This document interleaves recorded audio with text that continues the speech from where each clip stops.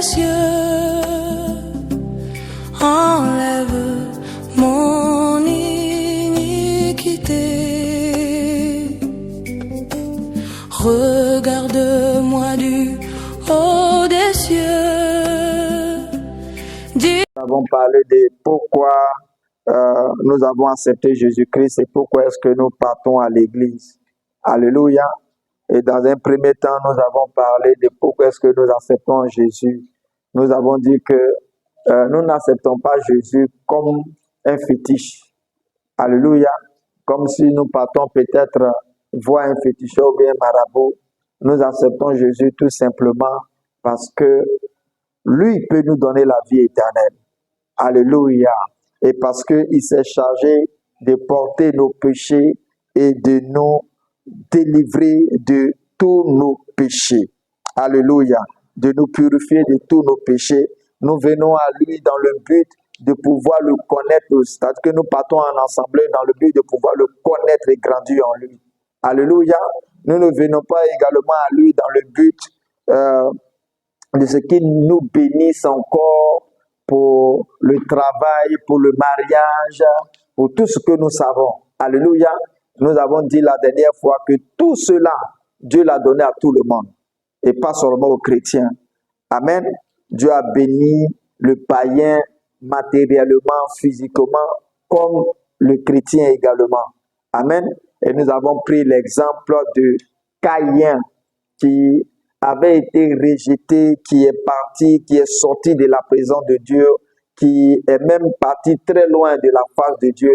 Et là où il est parti par la grâce de Dieu, alléluia, il a construit, il a bâti une ville. Ses enfants également ont été des grands savants.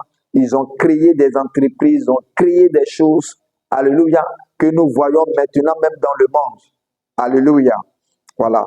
Donc, aujourd'hui, nous allons poursuivre et nous allons dire pourquoi est-ce que nous allons à l'église. Amen. Pourquoi est-ce que nous allons à l'église?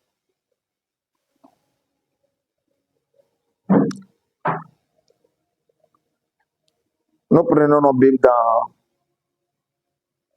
Luc 4.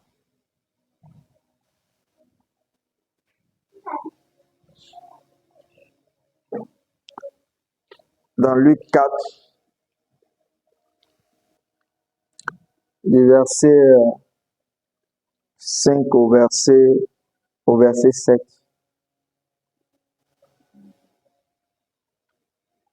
Nous n'allons pas à l'église pour écouter les messages de la terre. Alléluia. Les messages de la terre, les sujets de la terre, nous les voyons constamment dans le monde. Alléluia. Et il y a des centres de formation pour ça. Il y a des écoles pour ça. Amen. On ne peut pas venir à l'église et reconduire les choses du monde encore dans l'église et inculquer les membres des choses du monde. Ce n'est pas pour cela que nous allons à l'église. Ce n'est pas pour ça. Alléluia.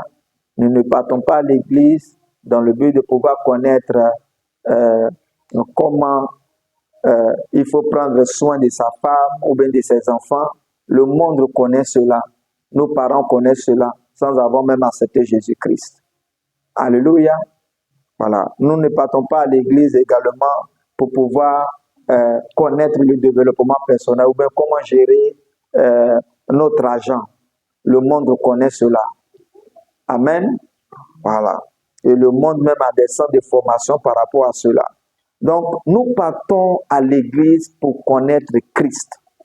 Et nous allons voir dans le passage que nous avons donné tout à l'heure, dans Luc 4, du verset 5 au verset 7. Nous allons voir celui qui parle des choses du monde. Amen. Amen. Voilà. Pour cela, on a déjà pris nos Bibles. Nous lisons à partir du verset 5.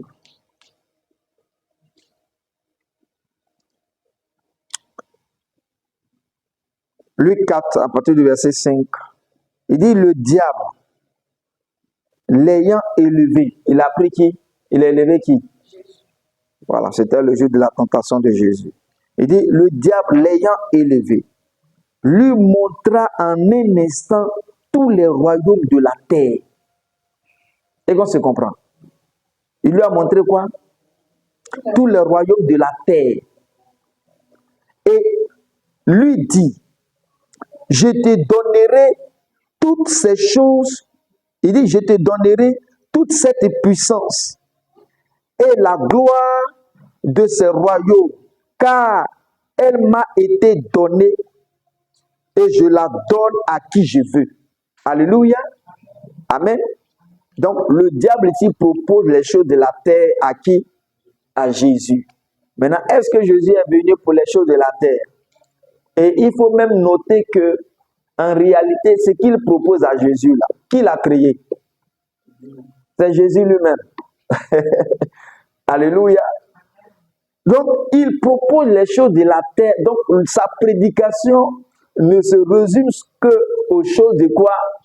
De la terre. Alléluia. Donc je reprends. Il dit, le diable l'ayant élevé, lui montra en un instant tous les royaumes de la terre et lui dit, je te donnerai toute cette puissance et la gloire de ces royaumes, car elle m'a été comment? Donnée. Et je la donne à qui quoi? Je veux. Amen. Alléluia. Et dans le même esprit, prenons aussi Matthieu.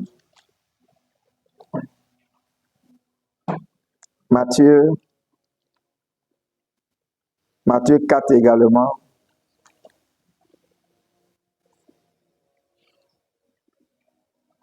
Nous voyons qui prêche les choses de la terre. Vous allez voir que toutes les tentations de Jésus là ne se résumaient qu'aux choses de quoi? De la terre. Alléluia. Donc Matthieu 4, le verset 8. Il dit, le diable le transporta encore sur une montagne très élevée. Lui montra tous les royaumes de quoi? Du monde et leur gloire. Alléluia. Donc quelqu'un ne peut pas venir à l'église et on va lui présenter les choses du monde et quoi? Et leur gloire. Alléluia.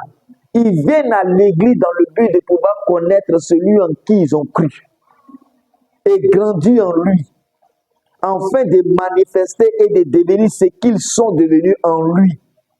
Me fait comprendre, non? Voilà.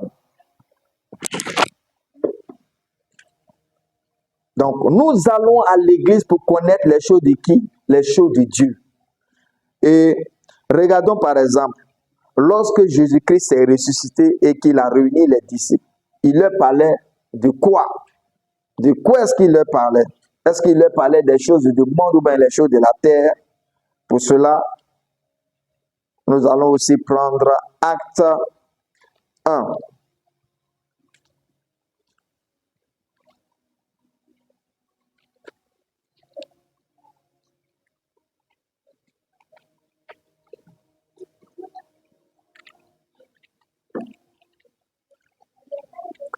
Acte 1, du verset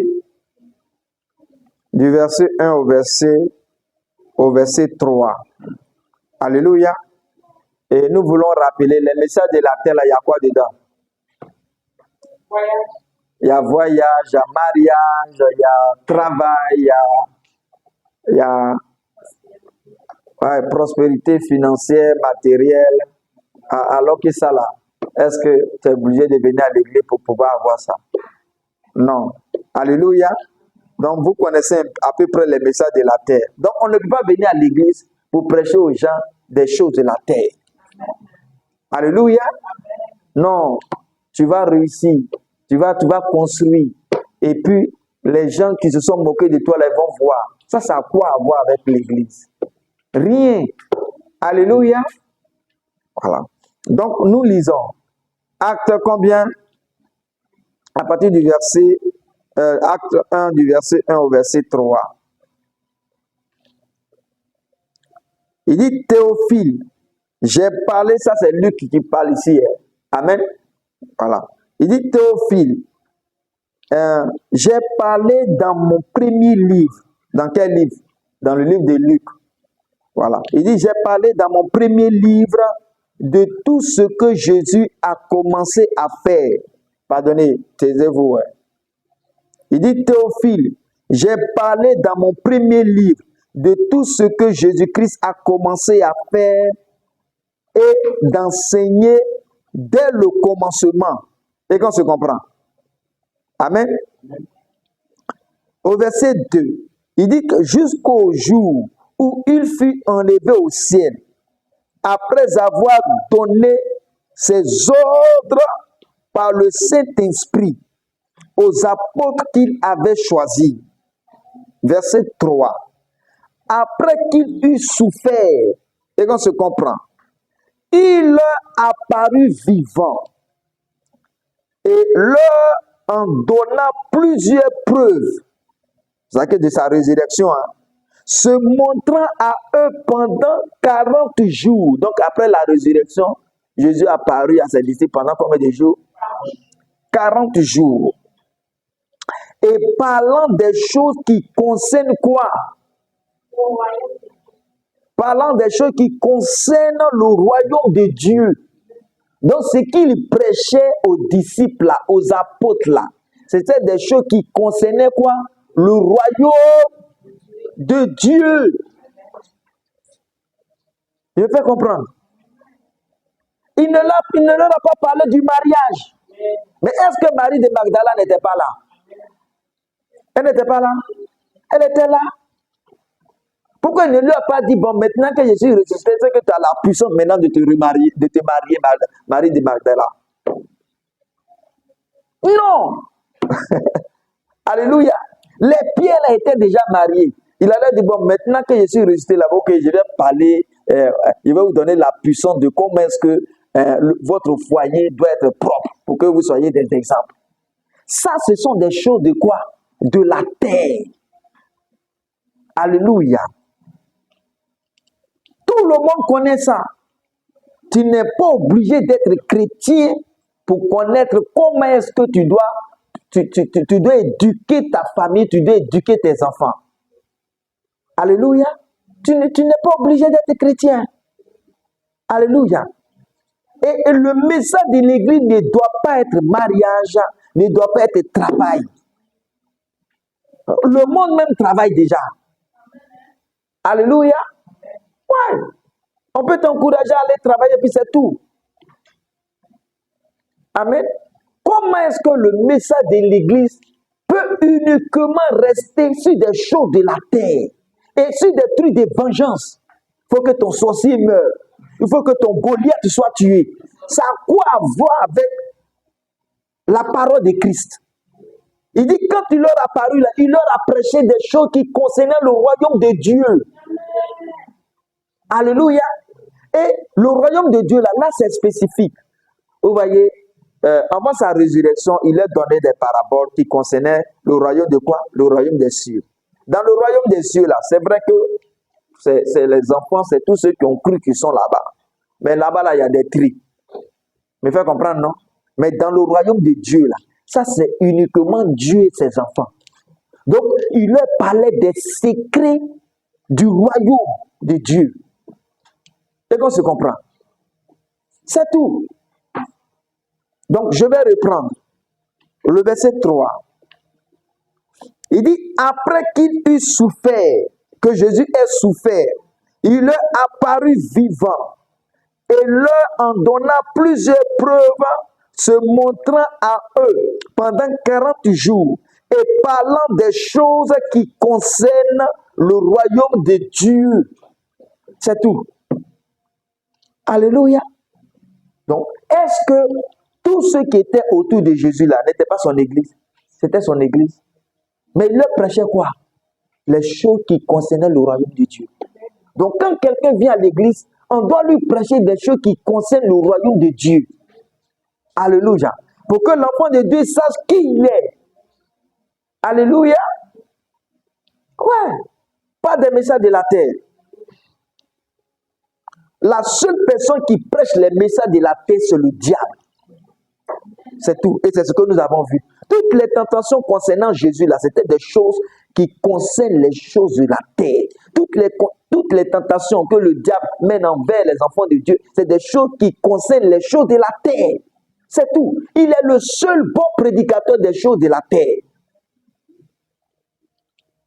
On ne peut pas partir dans son assemblée. C'est que... Oh, ma petite. Quand on va dans une assemblée, qu'on entend ou bien on ne prêche que les choses de la terre, ça veut dire que c'est une assemblée de quoi? Ouais. C'est une assemblée de la terre, ce n'est pas une assemblée du royaume de Dieu. C'est une assemblée du royaume de la terre. Alléluia. Et ça, il faudrait que ça soit clair. Amen. Maintenant, pourquoi est-ce que, vous voyez, même dans cette assemblée du royaume de la terre, toutes les prophéties, toutes les voyances, là-bas, là, ne concernent que les choses de la terre. Oui, oui, oui. Je vois ton mariage, je vois ton voyage, je vois ton enfantement. Mais ça là, marabout fait ça, féticheur fait ça. Alléluia.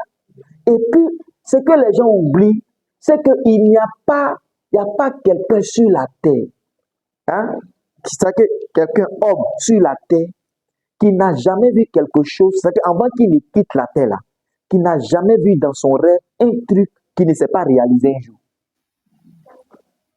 Donc, est-ce pour autant tous sont prophètes? Non. À partir du moment où un être humain a un esprit, c'est qu'il est capable de voir certaines choses. Mais des choses qui concernent des choses d'homme. Alléluia. Ouais.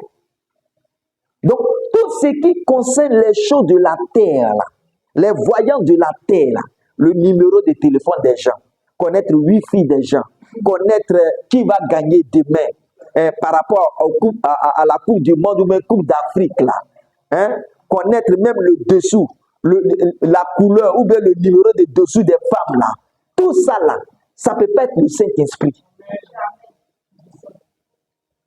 Si ce n'est pas l'esprit du diable, c'est que c'est l'esprit de l'homme. Parce que l'esprit de l'homme et l'esprit du diable, la Bible dit qu'ils ont les mêmes facultés de compréhension. Quand Jésus a repris Pierre, il dit arrière de moi Satan. Il dit car tu mets inimité entre moi. Il dit non. Il dit car les pensées les pensées du diable ne sont pas les pensées de Dieu, mais les pensées de qui? De l'homme. Amen. Donc ça veut dire que les pensées d'un homme et les pensées du diable, c'est la même chose. Quand un homme n'est pas habité par l'Esprit de Dieu, il pense comme Satan.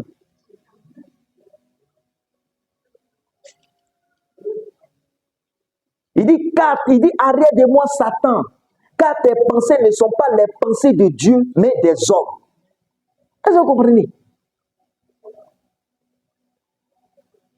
Donc, arrière de moi cette voyance-là, car cette voyance, ce n'est pas la voyance de Dieu, mais c'est une voyance de qui? De Satan et des hommes. Ça, tu ne peux pas comprendre ça.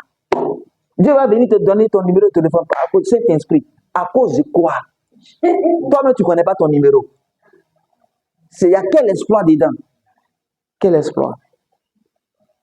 Lui, il gagne quoi dans l'affaire de football? Il gagne quoi dedans? Il gagne quoi? Donc, c'est que les gens, c'est que l'esprit de l'homme, là, la Bible même dit que dans Proverbe 20, verset 27, il dit l'esprit de l'homme est une lampe de l'Éternel. Est-ce que ça n'éclaire pas? C'est clair. Il dit est une lampe de l'Éternel. Donc, l'esprit de l'homme, là, il voit certaines choses. Moi, j'ai rencontré des gens, des païens même, qui ont dit, ah, voici ce que j'ai vu, et puis après, ça arrivait. Et ça arrivait véritablement. Ça a quoi à voir avec esprit prophétique ou bien Saint-Esprit. Toutes les voies, tout ce qui concerne les choses de la terre, là, celui qui est derrière, celui qui inspire ça pour séduire les gens, c'est le diable. Alléluia. Ouais. Donc, regardons. Et pour cela, on va lire 1 Corinthiens.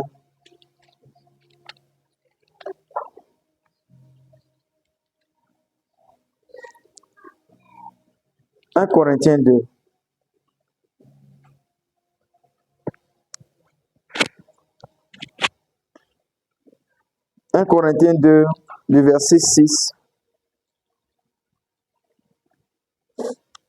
Du verset 6 jusqu'au verset 13. Alléluia. Écoutons bien.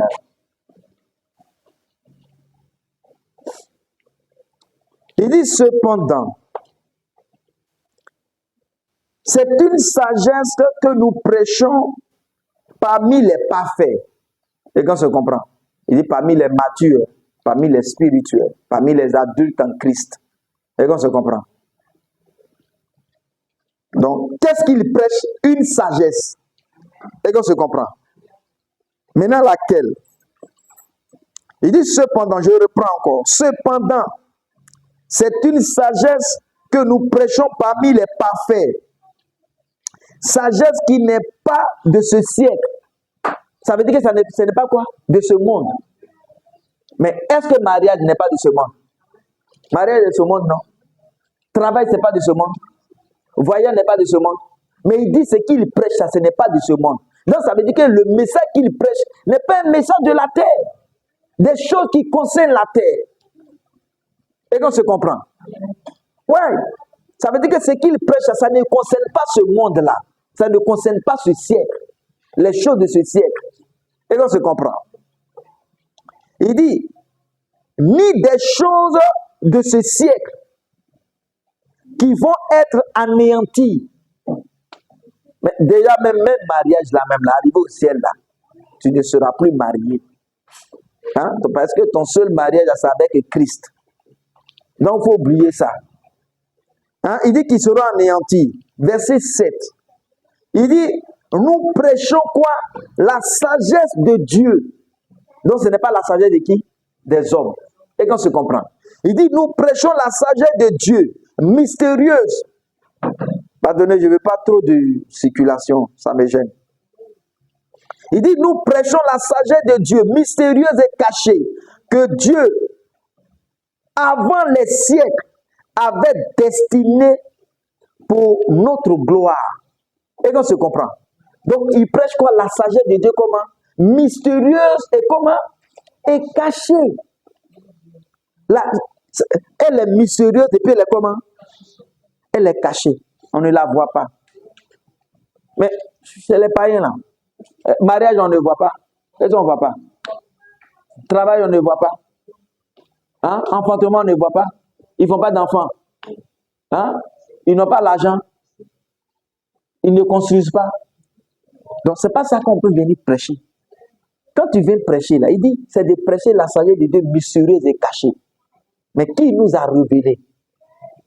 Donc quand les enfants de Dieu se réunissent là, c'est pour les prêcher la sagesse de Dieu.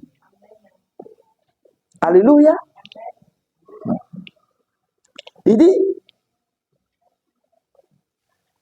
verset 8, il dit sagesse qu'aucun des chefs de ce siècle n'a connue. Non, ça veut dire que ça ne vient pas de ce monde. Parce qu'il connaît déjà tout ce que les hommes font. Mais il dit que ce que nous prêchons là, c'est que personne n'a connu ça. Il n'y a pas un chef sur la terre qui a connu cela. Il n'y a pas. Alléluia. Il dit, sagesse qu'aucun des chefs de ce siècle n'a connue. Car s'ils l'eussent connu, ils n'auraient pas crucifié le Seigneur de gloire. Alléluia. Donc c'est parce qu'ils n'ont pas connu cette sagesse qu'ils ont crucifié Christ. Verset 9. Il dit, mais comme il est écrit, ce sont des choses que l'œil n'a point vues. Donc ce qu'on prêche là, c'est ce que quoi? L'œil n'a pas comment? Vu. Aïe.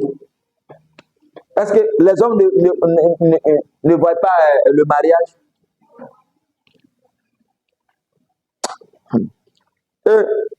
Que Dieu nous aide.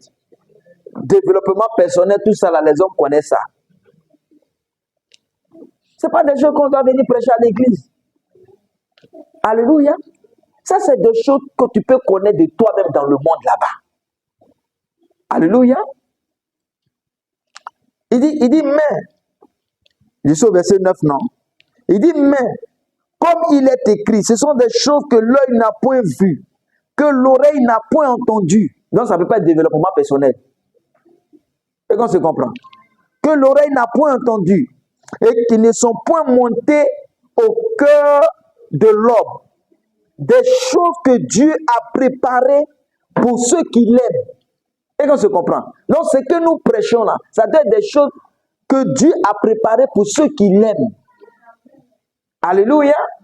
Au verset 10, Dieu nous les a révélées. Donc, ça doit être quoi? Des révélations. Il dit, Dieu nous les a révélées par l'Esprit, car l'Esprit sonde tout, même les profondeurs de Dieu. Et qu'on se comprend. Il dit, mais que Dieu nous a révélées par quoi? Par l'Esprit. Est-ce qu'il y a un ballon dedans? Maintenant, il continue. Il dit, verset 10, Dieu nous les a révélées par l'Esprit, car l'Esprit sonde tout, même les profondeurs de qui? De Dieu. Donc, ça ne peut pas être des choses du diable. Et qu'on se prend. On ne peut pas venir parler des démons ni de Satan. Il dit des choses qui, même les profondeurs de Dieu. Donc, ce qui concerne Dieu. Quand le Saint-Esprit parle là, ça concerne que Dieu. Ça concerne que les profondeurs de Dieu, pas les profondeurs de Satan. Donc, ça ne peut pas être un truc de sorcier, sorcière, mystique. Non. Verset 11. Il dit, lequel des hommes, écoutons bien, au verset 11, c'est un peu plus sérieux. Il dit, lequel des hommes, en effet, connaît les choses de l'homme, si ce n'est l'esprit de qui? L'esprit de qui? De l'homme. Donc, ça veut dire que l'esprit de l'homme connaît les choses de qui? De l'homme. Donc, connaître le numéro de téléphone de quelqu'un, l'esprit de l'homme connaît ça, non? Hein? Hein? Se marier, là, l'esprit de l'homme connaît ça, non? Hein? Voyager, l'esprit de l'homme connaît ça. Même la sorcellerie, l'esprit de l'homme connaît ça. Les choses des hommes. Et qu'on se comprend. Il dit, mais lequel des hommes connaît? Il dit, verset 11, lequel des hommes en effet connaît les choses de l'homme, si ce n'est l'esprit de l'homme qui est en lui? Aïe! Donc il y a des choses, on dit, non, c'est révélation, bien c'est voyage, ça n'a rien, c'est l'esprit de l'homme. Une fois que ce n'est pas Dieu, c'est l'esprit de l'homme. Ça ne concerne pas le royaume de Dieu, c'est l'esprit de l'homme, ou bien l'esprit du diable. Parce que les pensées de l'homme et les pensées de Dieu, et les pensées de l'homme et les pensées du diable sont les mêmes. Sont les mêmes. C'est ce que la Bible dit. Et il dit de même, maintenant il dit de même, personne ne connaît les choses de Dieu si ce n'est l'esprit de Dieu. Et qu'on se comprend. Il dit de même, personne ne connaît quoi? Les choses de Dieu si ce n'est l'esprit de Dieu. Donc ça veut dire que quand le Saint-Esprit révèle quelque chose, c'est que ça doit concerner qui? Les choses de Dieu. Pas les choses des hommes. Et qu'on se comprend. Et c'est cela que le féticheur ne peut pas comprendre ça. Le marabout ne peut pas comprendre ça. Mais si c'est pour voir dans la vie des gens, le féticheur peut comprendre ça. Marabout peut comprendre ça. Parce qu'il voit les mêmes choses. Un mystique peut connaître ça. Parce qu'il voit les mêmes choses. Et un homme même ordinaire peut voir ça. Parce qu'ils voient les mêmes choses. Mais les choses concernant Dieu, il faudrait que ce soit l'Esprit de Dieu. Alléluia. Au verset 12. Au verset 12. Il dit, oh nous n'avons pas reçu l'Esprit du monde. Donc l'Esprit du monde lui révèle quoi? Les choses du monde. Est-ce que vous comprenez? Comment l'Esprit de Dieu lui-même se dit aux croyants? Il dit, si vous êtes ressuscité avec Christ, cherchez les choses d'en haut et non pas les choses de la terre. Il dit, cherchez les choses d'en haut. Et lui va se dire, c'est que l'Esprit de Dieu qui t'a dit de chercher les choses d'en haut, là, lui va te révéler les choses de la terre. Non. Ça me parle. Alléluia. Il dit, oh nous n'avons pas reçu l'Esprit du monde. Donc, on n'a pas reçu l'Esprit du monde pour vous révéler les choses du monde. On a reçu l'Esprit de Dieu pour vous révéler les choses de Dieu. Amen. Les choses qui ne concernent que Dieu seul. Mais l'Esprit qui vient de Dieu, je reprends. Il dit, oh nous n'avons pas reçu l'Esprit du monde, mais l'Esprit qui vient de Dieu, afin que nous connaissions les choses que Dieu nous a données par quoi? Par sa grâce. Donc, il n'y a aucune chose que Dieu demande à un enfant, à son enfant de faire une offrande pour pouvoir l'avoir. Il dit, les choses que Dieu nous a données par quoi? Par sa grâce. Donc, Dieu ne peut pas te faire acheter quelque chose. Il ne peut pas te dire de bâtir un hôtel pour obtenir quelque chose. Parce que lui t'a donné ça par sa grâce. Si quelqu'un te dit que tu dois bâtir un hôtel ou bien tu dois payer une offrande pour obtenir les choses de Dieu, c'est que il est habité par l'esprit de quoi? Du monde. Le Saint-Esprit ne peut pas faire ça. Amen. Il dit, afin que nous connaissions les choses que Dieu nous a données par sa grâce. Alléluia. Les choses de Dieu, là, il nous donne ça par quoi? Par sa grâce. Ce n'est pas par offrande, ni par dîme, ni par autel, ni par quoi que ce soit, ni par prémisse, ni par secomiste. Verset 13. Et nous en parlons non avec des discours qu'enseigne la sagesse humaine. Est-ce que vous voyez? Donc, il n'utilise pas la philosophie ou bien le développement personnel pour pouvoir enseigner ça. Oh mon Dieu. Il dit, et nous en parlons, non avec des discours qu'enseigne la sagesse humaine, mais avec ce qu'enseigne l'esprit, employant quoi? Un langage spirituel pour des choses comment? Donc, ce que Dieu t'enseigne, c'est des choses comment? Spirituelles. Même ce qu'il t'a donné là, c'est des choses comment? Spirituelles. C'est pas l'argent. C'est pas physique. Parce que les choses physiques là, on fait comme tout homme pour pouvoir l'avoir. Alléluia. Que Dieu nous bénisse. Nous allons continuer avec Colossiens.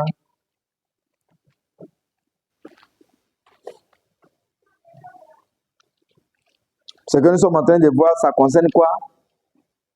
Les choses de quoi? De l'église. Quand nous venons à l'église, c'est que nous devons comment? Écouter. Amen. Colossiens.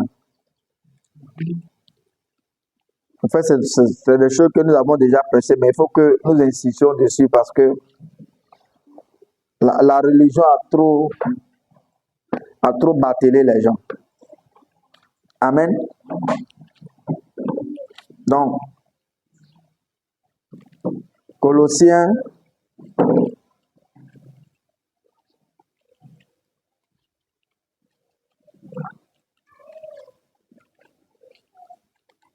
combien? 1, 26. Colossiens 1, verset 26 à 29. Je lis. Il dit le mystère caché de tout temps. Donc, ce qu'on doit prêcher là, c'est quoi?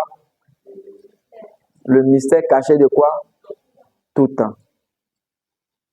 Est-ce que le mariage, c'est quelque chose de caché de tout temps?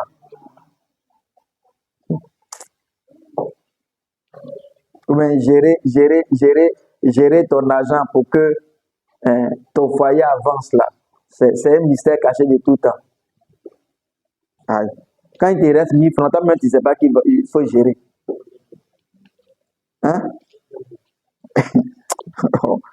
Ou bien, tu as l'argent, tu ne sais pas que non, tu dois garder un peu pour toi-même, manger un peu et puis économiser ou bien entreprendre.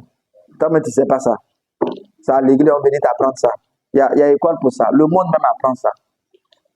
Nos parents ont appris ça, ils ne sont pas partis à l'école. Nos parents ont construit, les gens ont construit, ils ne sont pas partis à l'église pour connaître ça.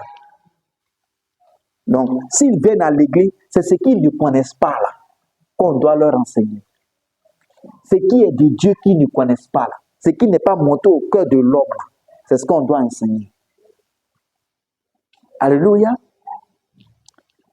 Il dit le mystère caché, ce que nous prêchons, il dit le mystère caché de tout temps et dans tous les âges, mais révélé maintenant à ses saints, dont il n'y a plus de mystère. En réalité, quand quelqu'un vient te dire que non, il y a un autre mystère de la parole, faut lui dire mon frère, mystère là, c'est fini. Il n'y a plus de mystère.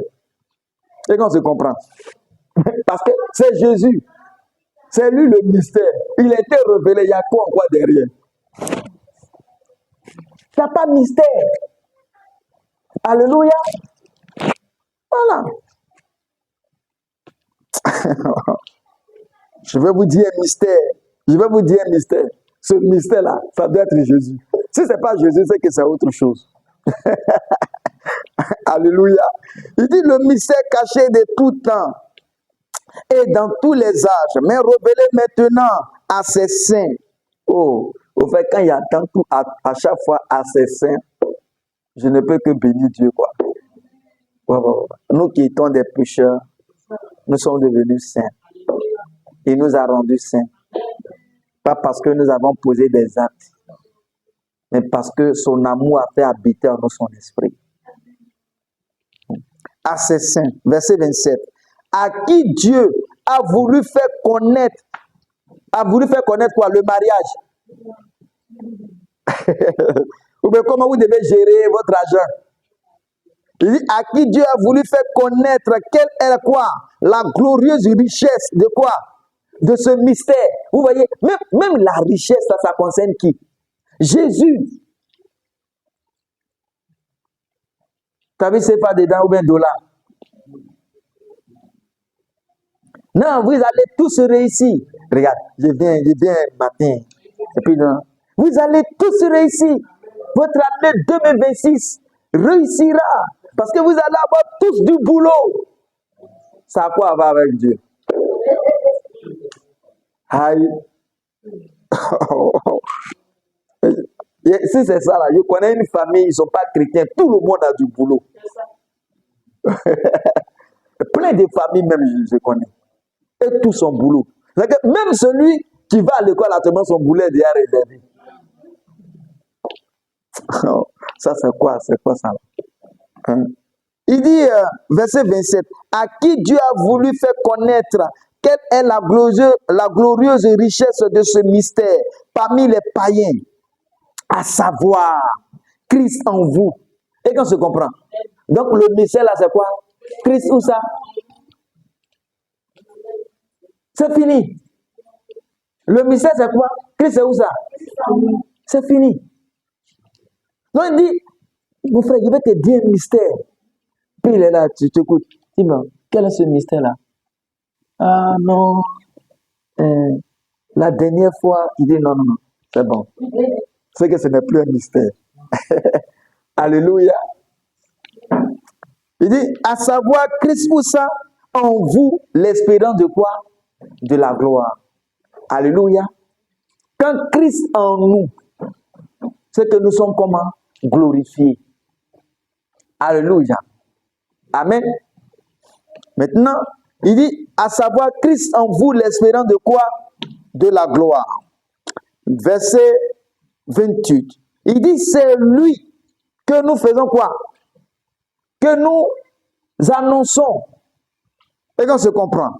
Il dit, c'est lui que nous annonçons. Exhortant tout homme et instruisant tout homme en toute sagesse, afin de présenter à Dieu tout homme devenu parfait, où ça? Un Christ. Donc quand quelqu'un vient, quand quelqu'un accepte Christ et qu'il entre en Christ, c'est qu'il devient comment? Parfait. Alléluia. Et c'est ça que je dois dire aux gens. C'est ça que je dois leur faire connaître. Alléluia. Et il dit encore, tout homme devenu parfait en Christ. C'est à quoi je commence. Je travaille, dans tout mon travail là. C'est que les gens puissent connaître et savoir que quand ils entrent en Christ, ils sont parfaits. Alléluia.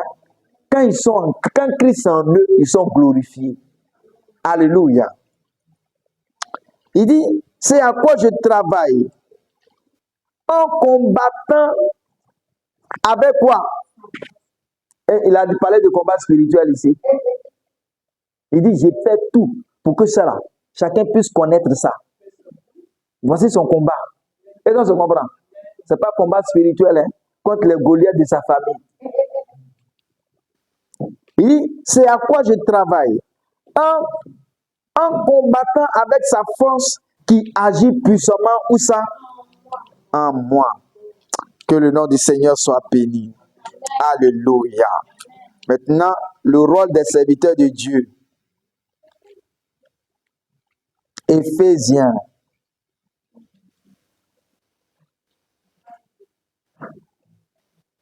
Éphésiens 4. Le verset combien? 11.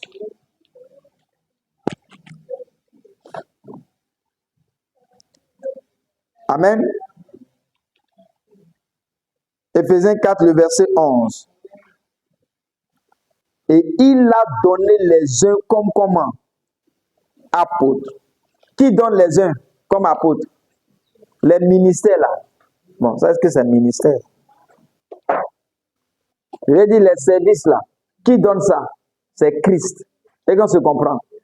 Il dit, il a donné les uns comme quoi? Apôtres. Les autres comme prophètes. Les autres comme évangélistes. Les autres comme pasteurs et docteurs. Il dit pourquoi? Pour le perfectionnement de qui? Des saints. Donc, pour que vous là, vous soyez comment? Perfectionnés. Dans quoi? Il dit pour le perfectionnement des saints. En vue de l'œuvre du ministère. Donc, il y a combien de ministères? Il y a combien de ministères? Écoutons. Écoutons. Il dit, parce que c'est important. Demain, c'est vous qui allez prêcher aux gens. Donc, il faudrait que ça rentre bien. Parce que si ce n'est pas bien rentré, ce que vous allez dire aux gens, ça sera tordu. Voilà. Donc, il dit, il a donné les uns comme pasteurs, comme apôtres, prophètes, docteurs, évangélistes, prophètes, et ainsi de suite. Au verset 12. Il dit pour le perfectionnement de qui? Des saints. Donc ceux qui ont cru là, qui ont accepté, qui sont en train d'écouter la parole de Dieu là. Pour qu'ils soient comment? Pour qu'ils soient parfaits. Et qu'on se comprend. pour le perfectionnement des saints en vue de l'œuvre du ministère. Donc, c'est pour qu'ils soient parfaits dans leur service. Et qu'on se comprend. Donc, quand vous finissez d'écouter la parole de Dieu, là, c'est que vous devez servir qui? Dieu. Mais en servant Dieu, là, vous devez servir Dieu dans la perfection. Maintenant, la perfection de quoi? Il dit en vue de l'œuvre du ministère. Est-ce qu'il a dit des ministères? Non. Donc, il y a un seul ministère, et puis tout le monde travaille dans le ministère là. Et ce ministère-là, c'est le ministère de la parole. C'est pour annoncer quoi? L'évangile. Mais il faudrait que l'évangile soit droitement annoncé. Il ne faut pas mélanger loi et puis grâce. Ou bien il ne faut pas mettre la loi là dans la grâce. Et quand se comprend, il ne faut pas que tu mettes les gens dans la confusion. Donc, le travail des pasteurs, des prophètes, des évangélistes, il faudrait que vous, là, vous puissiez bien annoncer quoi? La parole de Dieu. Donc, un prophète, là, il est là pour enseigner quoi? La parole de Dieu aux gens, la connaissance de Christ aux gens, afin que ces personnes-là soient sages, afin de pouvoir donner droitement ce que l'Esprit communique. C'est-à-dire enseigner Christ aux gens. Ce n'est pas pour permettre aux gens de voir partout dans le caleçon des gens. Et qu'on se comprend? Non, ce n'est pas pour ça. Alléluia. Il dit en vue de l'œuvre de quoi? Du ministère. Mais quel est ce ministère? Le ministère de la parole. Parce que si quelqu'un voit et qui n'enseigne pas bien, il conduit tout le monde à l'abattoir.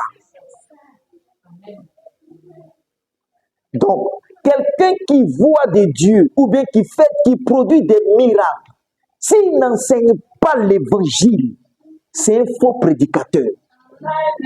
Son miracle est faux. Sa voyance est fausse. C'est un agent du diable. Pourquoi? Parce qu'il n'enseigne pas droitement la parole. Parce qu'il n'enseigne pas, il ne prêche pas l'évangile. Il dit le but, c'est pour rester dans le ministère, pour servir dans le ministère de la parole. Donc il y a un seul ministère. Je me fais comprendre, non? Comme bon, on peut avoir peut-être, il y a des ministres ici, non? Bon. Ministère de quoi? Je dis bon, le ministère de l'enseignement. Mais dans le ministère de l'enseignement, il y a des informaticiens dedans. Je me fais comprendre, non? Hein? Il peut y avoir peut-être même des photographes, des secrétaires. L'essentiel des gens travaillent, mais eux tous là, c'est pour que le ministère de l'enseignement là travaille bien. Et qu'on se comprend. Donc, tous ceux qui servent Dieu là, c'est pour que la parole de Dieu soit droitement enseignée. Alléluia. C'est tout. C'est pas pour autre chose. Donc, je reprends le verset 12. Il dit, pour le perfectionnement des saints, en vue de l'œuvre du ministère. Donc, ça veut dire que tous ceux qui ont accepté Jésus là, ils travaillent dans un ministère. C'est le ministère de quoi? De la parole. Amen. Maintenant, pour que tu serves bien dedans, parce qu'il ne faut pas que quelqu'un t'entende et puis tu dis des choses qui n'ont rien à voir avec les paroles de Christ. Et qu'on se comprend. Voilà. Il dit en vue de l'œuvre du ministère et de l'édification du corps de Christ. Donc le corps de Christ a grandi dedans et construit dedans. Dans le ministère de quoi? De la parole. Au verset 13, il dit jusqu'à ce que nous soyons tous parvenus à l'unité de quoi? De la foi, c'est-à-dire de la doctrine de Christ. Parce que nous tous, on doit prêcher la même chose. Et puis, cela n'a rien à voir avec église première, église deux, église. Non. C'est pas pour faire plusieurs églises. plusieurs assemblées. Et qu'on se comprend. Hein? Et puis chacun donne un nom à son assemblée. Non, non, non, non, non. C'est pour travailler pour un seul corps, le corps du Christ. Et qu'on se comprend. Il dit en vue, il dit jusqu'à ce que nous soyons tous parvenus à l'unité de la foi et de la connaissance du Fils de qui? De Dieu. Donc le but de la parole, c'est que les gens puissent connaître qui? Le Fils de qui? De Dieu. Et c'est pour connaître Satan. C'est pour connaître le diable. C'est pour connaître comment est-ce que tu dois mettre une magie dans ta sauce. C'est pour connaître comment est-ce que tu dois servir ton mari. Non. Non. C'est pour amener les gens à connaître Jésus. Donc, toute prédication qui ne t'amène pas à connaître Jésus, là. Bon, tu sais ce qu'il faut faire. Alléluia. Il dit à la connaissance du Fils de Dieu, à l'état d'homme fait. Maintenant, quand tu vas le connaître et tu sauras que ce Fils de Dieu l'habite en toi, et en réalité, c'est toi, tu vas maintenant comment? Il dit, et à la manifestation, et il dit, et à l'état d'homme fait, à l'état d'homme fait, à la mesure de la stature parfaite de Christ. Au fait, dans d'autres versions, c'est pour manifester Christ. Le but, c'est de connaître Christ et puis comment? Le manifester. C'est pour connaître Christ et vivre comme qui? Christ. C'est pour connaître Christ et parler comme qui? Christ. Mais tu dois te rendre compte que ce Christ-là, c'est toi. Et qu'on se comprend. Au verset 14, il dit, afin que nous ne soyons plus des enfants flottants et emportés à toutes sortes de doctrines. Donc, pour ne pas que quoi, on soit apporté à toutes sortes de quoi? De doctrines. Il y a trop de doctrines. Et qu'on se comprend? Ouais. Et il dit, à emporter à toutes sortes de doctrines. Il dit, par la tromperie de qui? Donc, il y a des hommes qui vont tromper. Alléluia. Il dit, par la tromperie des hommes, par leur ruse. Donc, il y a des hommes qui seront comment? Qui seront rusés comme qui? Comme le diable. Il dit, par la ruse, et par leur ruse, dans le moyen de comment? De séduction. Donc, il y a des hommes qui vont venir comment? Séduire. Alléluia. Ils seront comment? Des hommes qui vont tromper, qui seront rusés et qui vont séduire. Alléluia. Pour introduire quoi?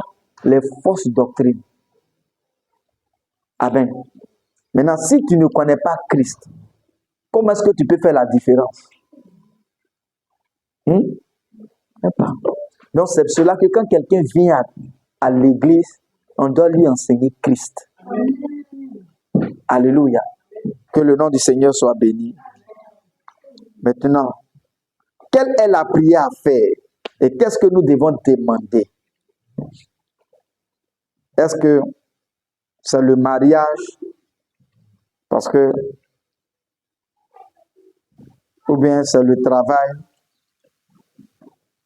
Il y a des gens qui se marient sans prière. Et puis leur mariage, c'est bien. Hein? On dit, mais c'est quoi ce que tu dis? Ce qu'il dit là, c'est très juste. Je sais de quoi il parle. Donc, qu'est-ce qu'il faut demander dans nos prières? Éphésiens 1, à partir du verset 16. Éphésiens combien?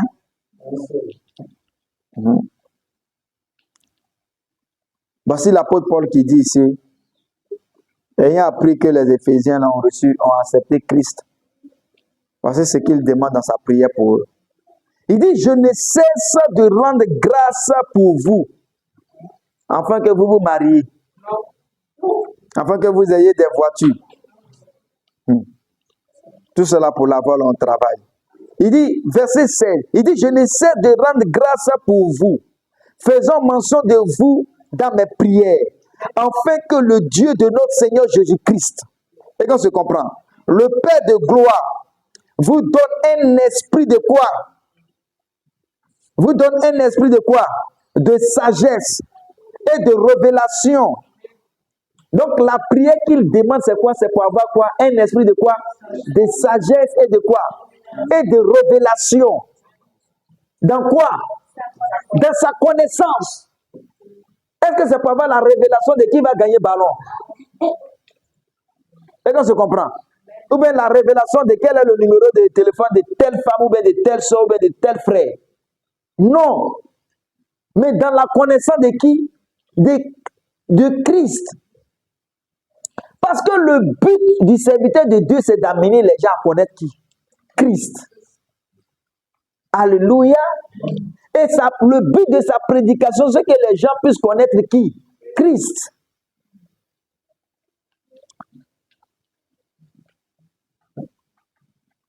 Verset combien? 17, non?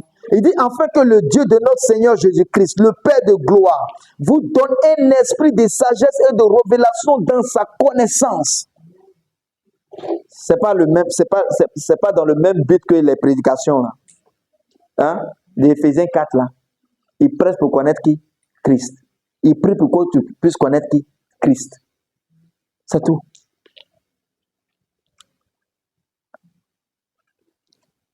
Il dit, afin que le Dieu de notre Seigneur Jésus-Christ, le Père de gloire, vous donne un esprit de sagesse et de révélation dans sa connaissance, et qui illumine les yeux de quoi? De votre quoi? Et qu'il illumine les yeux de votre cœur. Et qu'on se comprend. Et qu'il illumine les yeux de votre cœur, pour que vous sachiez quelle est l'espérance qui s'attache à son appel. C'est que quand Dieu t'a appelé là, quand il t'a sanctifié parmi les gens, il t'a mis à part là. Il dit, il y a quelque chose qui suit ça. Vous voyez la prière? Ça n'a rien à voir avec les choses de la terre. Pour avoir les choses de la terre, on fait comment? On s'en va travailler. Alléluia. Il dit, et qu'il illumine les yeux de votre cœur, pour que vous sachiez quelle est l'espérance qui s'attache à son appel. Et quelle est la richesse de la gloire de son héritage qu'il y réserve à qui? Aux saints. Maintenant, regardons. Quelqu'un vient te dire, il y a un pouvoir. En tout cas, si tu veux voir, on va partir quelque part sur une montagne là-bas. Et puis, on va se laver avec de l'eau. Et mettre la poudre sur vos yeux. Et puis, vous allez commencer à voir. Et puis, quand tu vas voir là, c'est pas pour venir parler des choses qui concernent Dieu. Hein. C'est pour venir dire ton numéro de téléphone. Tu es né tant. Ta mémé est née à tel âge. Elle habite dans tel. Elle était dans tel village. Ça a quoi à voir avec Dieu? Féticheur fait ça propre même. Alléluia. Rien du tout. Rien. Rien. Vous voyez ce qu'ils disent ici là. C'est des choses qui doivent concerner qui? Christ. Il dit qu'il illumine les yeux de vos cœurs pour que vous sachiez quelle est l'espérance qui s'attache à son appel et quelle est la richesse. Vous voyez la richesse, c'est toujours attaché à quoi? À la gloire de qui? Christ. Il dit, et quelle est la richesse de la gloire de son héritage qu'il y réserve à qui? Aux saints. Alléluia. Ce n'est même pas une réservation. Au fait, tu as droit à ça, que tu dois manifester. Voilà. Au verset 19. Et quelle est envers nous qui croyons l'infinie grandeur de la puissance, de sa puissance, se manifestant avec efficacité par la vertu de sa force. Alléluia. Maintenant, il dit cette puissance que nous avons reçue là. Qu'est-ce qu'elle a fait? Il dit, il a déployé cette puissance-là en un Christ. Donc, quand quelqu'un n'est pas en Christ, la personne n'a pas droit à cette puissance. Et donc, je comprends. Il dit, il a déployé en Christ. Maintenant, il dit, il a déployé cette puissance-là pour Christ. Il a déployé en Christ en le ressuscitant de quoi? Des morts. Mais n'oublie pas que quand Christ était crucifié, tu étais crucifié avec lui. Et quand il était enseveli, tu étais enseveli avec lui. Et quand il ressuscitait, tu ressuscitais avec lui. Donc, il a déployé cette puissance en réalité pour toi. Et qu'on se comprend. Il dit, il faudrait que tu puisses comprendre ça. Il dit, je suis où? Au 20. Il dit, il a déployé en Christ, en le ressuscitant des morts, et en le faisant asseoir à sa droite dans les lieux comment? Célestes. C'est-à-dire dans l'immatériel. Et qu'on se comprend. Dans le spirituel. Amen. Et nous sommes assis là-bas également avec Christ. Donc, il dit, il faut que Dieu puisse te montrer ça. Que tu puisses te rendre compte de qui tu es en Christ. Parce que quand tu sauras qui tu es en Christ, tu ne vas jamais prêter ton oreille à quelqu'un qui va venir te parler de sorcier ou bien de sorcière. Ou bien quelqu'un qui va te dire que non, que tu as reçu une attaque. Et lui, il a vu une attaque démoniaque contre toi. Tu ne vas jamais écouter cette personne. Et on se comprend. Donc, verset 21, il dit, c'est cette puissance-là. Il dit, non seulement il a reçu des morts, et il a fait asseoir à sa droite dans les lieux célestes. Il dit, au-dessus de toute domination, de toute autorité et de toute puissance, de toute dignité et de tout nom qui se peut nommer non seulement dans ce siècle présent, mais encore dans le siècle à venir. Il a tout mis sous ses pieds et l'a donné pour chef suprême à qui? À l'Église. Alléluia. Donc l'Église est chef suprême de quoi? De toutes ces dominations-là. Et qu'on se comprend. Maintenant, il dit, qui est quoi? Son corps. Et qu'on se comprend. Lui, il est la tête. Et puis l'Église est le corps. Maintenant, les pieds là sont sur quoi? Ce sont sur quelle partie? Les pieds de l'homme là, c'est sur ta tête ou bien c'est en bas de lui. Maintenant, tout ça là, c'est l'Église. Tout le reste là, c'est l'Église. Mais fais comprendre. Maintenant, il dit, qui a tout mis sous... Verset combien? 23. Qui est son corps? La plénitude de celui qui remplit tout en qui? En tous. Donc, Dieu nous a remplis de qui? De lui-même. Alléluia. Et quand il est assis là, c'est nous qui sommes assis aussi avec lui. Et nous sommes assis et les dominations, les autorités, les puissances sont sous nos pieds. Quand tu vas connaître ça là, tu peux trembler. Non. Alléluia. Il y a un combat spirituel à mener pour toi. Non. Tu dois être conscient de cela. Alléluia. Et c'est sa prière pour les Éphésiens. Que ces Éphésiens puissent comprendre cela. Puissent connaître cela. Au nom de Jésus-Christ. Et je crois que tu comprends et tu connais cela dans le nom de Jésus-Christ. Et sur ce, on va se tenir debout et nous allons remercier le Seigneur au nom de Jésus-Christ. Alléluia. Nous venons à l'église pour connaître Christ. Alléluia. Christ et Christ seul. Nous venons à l'église pour écouter Christ. Alléluia. Amen. Ce que nous sommes devenus en lui. Alléluia. Et sa puissance qu'il a mise en nous. Alléluia. Et toute la plénitude de la divinité habite en nous. Tout Dieu habite en nous. Et les dominations, les autorités, les principautés sont sous nos pieds. Alléluia. Rendons grâce à Dieu pour cela. Dans le nom de Jésus-Christ. Il n'a pas dit que j'ai détruit